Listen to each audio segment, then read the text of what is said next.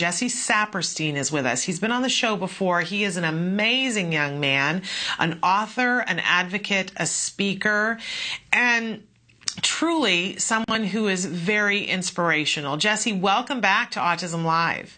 Thank you, Shannon. It's great to be back. We're so thrilled to have you today. And in just a second, we're going to talk about your new book. When we had you on before, we were talking about your first book, Atypical: Life with Asperger's in 20 1/3 chapters.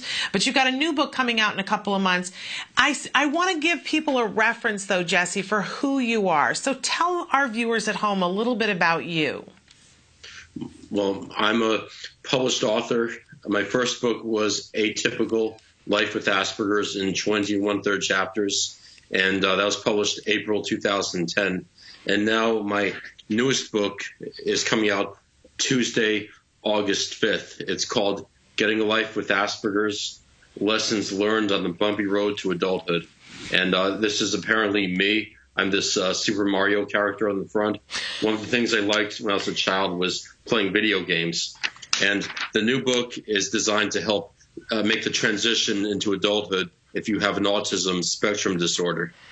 And so, Jesse, when were you diagnosed? I was diagnosed at age 14 in 1996. And your diagnosis was Asperger's? That's correct. When I was much younger, I was diagnosed with pervasive developmental disorder before they knew much about Asperger's. Okay. And so how would you say, what ways did Asperger's present itself when you were a teenager? What difficulties do you think you were having then? I almost always had problems during transitional periods. New schools and life phases always brought out the worst in my condition through immaturity or just having trouble adjusting. People with Asperger's often have trouble with generalization. They don't naturally understand that some things that worked in the past are considered to be inappropriate in a new environment. And I had trouble with bullying, like so many of my peers too. And that's led you to be quite an outspoken advocate for bullying. And we're going to talk a little bit more about that in our second segment. But Jesse, how old are you now? I'm 32. And you are, by anybody's definition, a very successful guy. You're leading quite an exciting life, but you are on the autism spectrum. How does it affect your life now?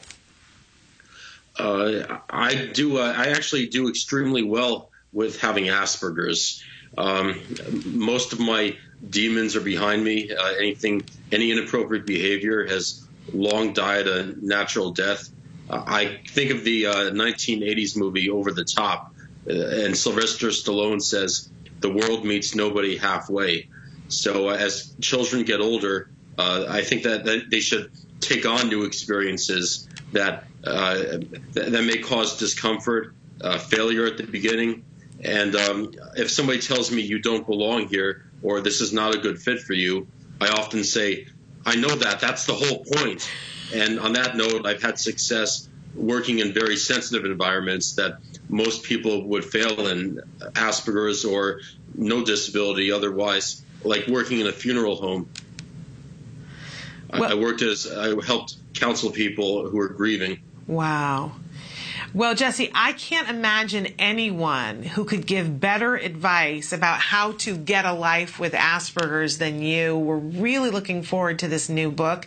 Where, you said it's coming out in the beginning of August, where will people be able to purchase it?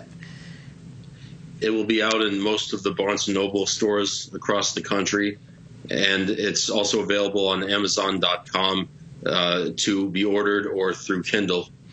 And we should mention, too, that you have a lovely website where people can go and find out more information about you and about events that you're speaking at. And your first book, if they haven't gotten your first book, they really need to get Atypical: Life with Asperger's in 20 1/3 chapters. And you can get all of that at jessesaperstein.com.